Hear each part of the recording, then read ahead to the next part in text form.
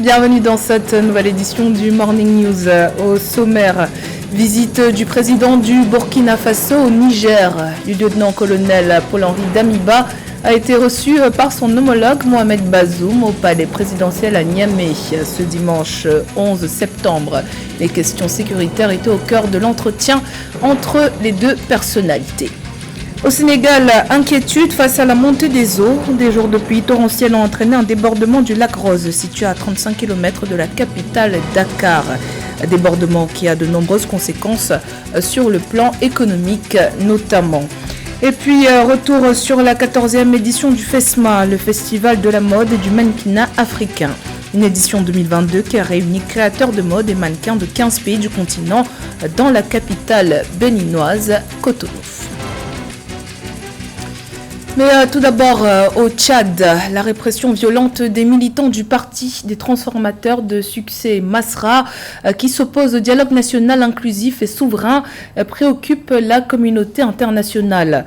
Dans un communiqué, des ambassades, notamment des États-Unis, de la France ou encore de l'Allemagne et des organisations comme l'Union africaine et l'Union européenne ont fait part de leurs préoccupations sur le traitement réservé à l'opposant et à son parti.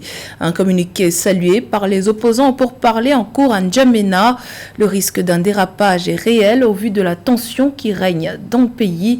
Rappelons que le 11 septembre, de violents heurts ont été enregistrés entre militants du Parti transformateur et forces de l'ordre à N'Djamena suite à la convocation au tribunal de leur leader succès Masra. Convocation qui depuis lors a été reportée Cindy.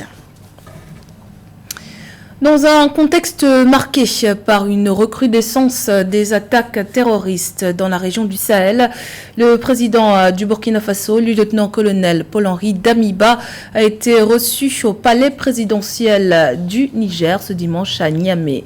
Les défis sécuritaires dans la zone dite des trois frontières et la question du G5 Sahel ont largement dominé les échanges entre ce dernier et le chef de l'État nigérien, Mohamed Bazoum. Les deux dirigeants ont notamment discuté des opérations conjointes pour combattre les groupes terroristes, mais aussi de la mutualisation des moyens, notamment au niveau du renseignement. Les détails avec Zara Mohamed Moutiou. Une visite placé sous le signe de la lutte contre le terrorisme. Le président burkinabé de transition, Paul-Henri Sandaogo Damiba, a entrepris ce déplacement au Niger le 11 septembre. Alors que les attaques terroristes sont devenues régulières et meurtrières au Sahel, ces échanges avec le chef de l'État nigérien Mohamed Bazoum ont été orientés autour de la question du renforcement de la coopération entre les deux pays, concernant les opérations conjointes et l'échange de renseignements.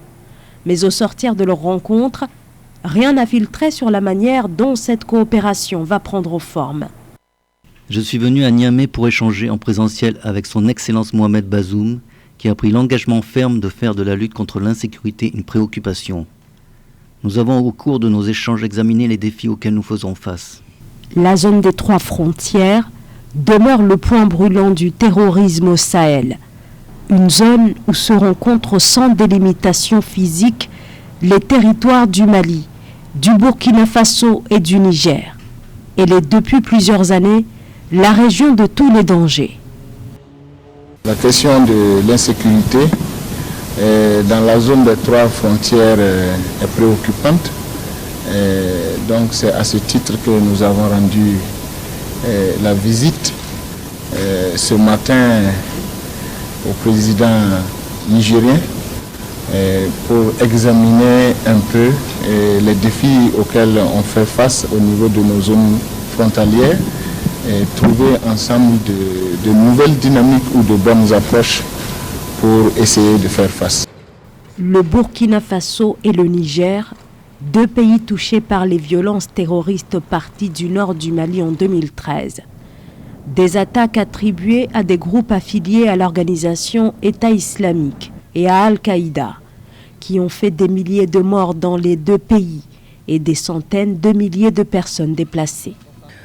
Le Burkina Faso qui a d'ailleurs subi ce lundi 12 septembre une nouvelle attaque terroriste. Au moins 2 militaires burkinabés ont été tués et 4 autres blessés dans une attaque perpétrée par des individus armés non identifiés contre le détachement militaire de Déouf, province de Loudalan, dans le Sahel burkinabé. Nouveau rebondissement dans le conflit opposant l'État fédéral éthiopien aux rebelles du Tigré. Dimanche 11 septembre, les autorités tigréennes ont proposé les termes d'un cessez-le-feu, se disant également ouvertes à une reprise des négociations de paix avec le gouvernement fédéral sous l'égide de l'Union africaine. Une clause soutenue par Addis Abeba dans l'éventualité d'un dialogue que le TPLF rejetait jusqu'à présent. Les rebelles du Tigré proposent même deux négociateurs, Getachew Reda, proche conseiller du président du gouvernement régional, et le général Tsadekan Gebretinse, son stratège militaire. Pour l'heure, le gouvernement d'Abiy Ahmed n'a pas réagi à cette sortie, mais l'initiative qualifiée de développement positif a été saluée par le président de la Commission de l'Union africaine, Moussa Faki Mahamat. Connectivité physique des peuples, transition énergétique et sécurité alimentaire. Tels sont les principaux objectifs du deuxième plan décennal de l'Union africaine. La nouvelle stratégie régionale pour la mise en œuvre de l'agenda 2063 sera lancée en 2023. Plus de détails dans ce sujet de Nathalie Mo. Le deuxième plan décennal de l'Union africaine vise un triple objectif. La nouvelle stratégie régionale pour la mise en œuvre de l'agenda 2063 sera lancée en 2023, selon le président de la Commission de l'Union africaine, Moussa Faki Mahamat. Dans son communiqué du 9 septembre 2022, lors de la journée de l'Union africaine, il a annoncé que le plan décennal vise la connectivité physique des peuples, la transition énergétique et la sécurité alimentaire. Le plan s'articulera autour de 3 objectifs principaux. Assurer une grande connectivité physique du continent par la construction de routes et d'autres infrastructures de communication, établir les conditions d'une production agricole continentale suffisante pour réduire les importations de denrées alimentaires et renforcer les capacités techniques pour que la transition énergétique puisse réussir. Le premier plan décennal de l'Union africaine s'étend de 2014 à 2023. De nombreuses avancées ont été réalisées dans l'atteinte de 20 objectifs de l'agenda 2063. L'un des projets majeurs a été l'opérationnalisation de l'accord de libre-échange continental africaine en janvier 2021. La paix, la sécurité, l'éducation, la santé et l'égalité des genres sont des domaines prioritaires dans lesquels l'action de l'organisation panafricaine a été déterminante au cours des 10 dernières années.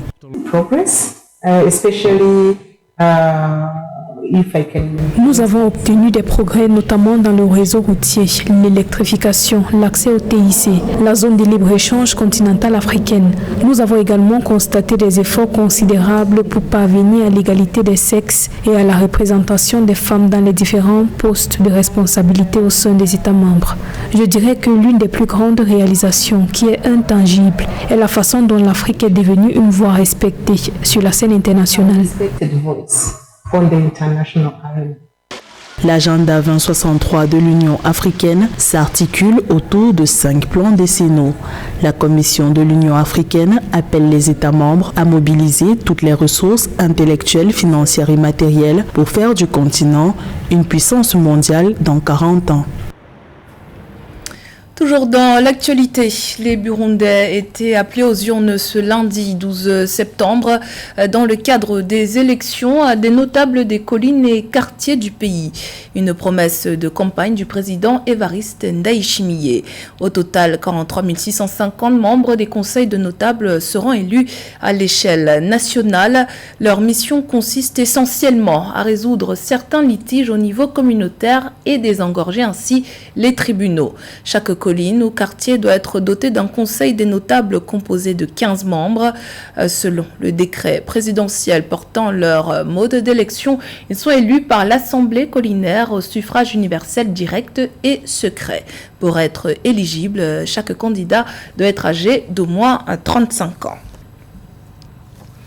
Le Sénégal, comme d'autres pays de la région de l'Afrique de l'Ouest et du Centre, a enregistré des précipitations supérieures à la normale ces dernières semaines. Le pays est noyé par les eaux de crue. Les nombreuses pluies torrentielles ont entraîné un débordement du lac Rose situé à quelques kilomètres de la capitale Dakar. Un événement assez récurrent et qui inquiète les communautés environnantes. Anthony Atangana. Le Sénégal est en proie à la montée des eaux. Après plusieurs jours de fortes pluies, c'est le lac Rose qui en a fait les frais. Les eaux de crue ont déclenché plusieurs inondations destructrices, ravageant plusieurs dizaines de monticules de sel, au grand désarroi de la population. C'est le cas de Baba Karba, ce mineur de sel qui fait partie des nombreuses personnes qui ont vu les eaux emporter tout leur gagne-pain, déplore les dégâts présents. Nous travaillons ici et toute notre vie est consacrée à l'extraction du sel. Nous soutenons nos familles en travaillant le sel. C'est notre seul espoir. Dans cette zone de près de 20 mètres, il y avait du sel partout. L'eau de pluie l'a emporté. Connu pour sa forte teneur en sel et appelé lac Redbab par les Wolofs, le lac Rose constitue un site de patrimoine mondial de l'UNESCO, assurant la production d'environ 38 000 tonnes métriques de sel par an pour à peu près 3 000 personnes qui voient le cours d'eau comme un moyen de subsistance. Pour Abdoulaye Fati, hydrologue, l'abondance des eaux de crue pourrait avoir un impact considérable sur les populations. Pour être honnête, au Sénégal, personne ne peut faire la distinction entre l'eau de pluie et les eaux usées.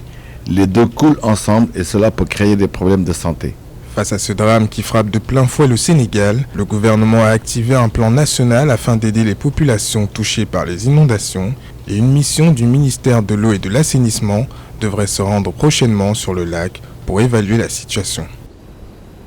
La Togolaise Assiata Deola, sacrée meilleure créatrice de mode africaine. C'était ce samedi 10 septembre à Cotonou dans le cadre du FESMA 2022. Créateurs de mode et mannequins de 15 pays africains étaient réunis dans la capitale béninoise pour cette 14e édition du festival, axée sur les variétés de tissus africains et leur originalité. Retour sur cet événement dans ce reportage de notre correspondant Lefty Ono. L'édition 2022 du Festival de la mode et de mannequinat africain FESMA valorise des variétés de tissus africains. Des créations de tenues hommes et dames en soie, en raffia, en coton écru, en canvas et en tissu indigo, ainsi que des accessoires de mode africains ont illuminé la grande soirée défilé et distinction de la 14e édition du FESMA à Cotonou. Parmi les diverses collections qui valorisent les langues africaines présentées au public, figure celle de Paul Hervé Elisabeth, styliste martiniquais installé au Bénin depuis une vingtaine d'années. Cette tenue symbolise la pureté et l'esprit. Esprit de l'Afrique de l'Ouest et esprit des West Indies, de chez moi, la Caraïbe. C'est un peu mon fer de lance, le blanc, et voilà l'esprit, la fusion entre la Caraïbe et l'Afrique. La styliste béninoise Nadia Adanlé, promotrice de couleurs indigo, a révélé sa marque de vêtements Elou, réalisée à base du tissu Elouvo, mixé avec la natte du Niger. Farida Kendo, mannequin burkinabé, s'est brillamment illustrée par sa prestance et a remporté le prix du meilleur jeune mannequin africain. Vraiment, je suis très heureuse d'avoir reçu ce trophée. Voilà, c'est un rêve et j'aimerais aller plus loin que ça, sur de grands podiums et être comme Naomi Campbell. C'est un bilan positif, mais un bilan qui te donne encore beaucoup de responsabilités parce que lorsque vous voyez tout ce que ces créateurs font, vous ne pouvez que les accompagner. Lorsque vous voyez la détermination de ces top modèles, de ces mannequins qui malgré tout le stress tiennent bon, alors vous vous dites vous n'avez pas le droit de lâcher. La jeune styliste togolaise Adeola Sieta, promotrice de la marque Adore Style, a remporté le trophée meilleur jeune styliste africain grâce à sa collection qui évoque l'architecture. A noter que FESMA 2022 a réuni au Bénin plus de 20 créateurs de mode et une quinzaine de mannequins venant de 15 pays, notamment du Cameroun, du Congo, du Gabon, du Nigeria, du Togo, de la Côte d'Ivoire, du Burkina Faso, du Sénégal et du Mali. Focus à présent sur le Maroc, un réservoir de talents footballistiques. Depuis quelques années, le Maroc se démarque particulièrement sur la scène du football africain, notamment en compétition de clubs.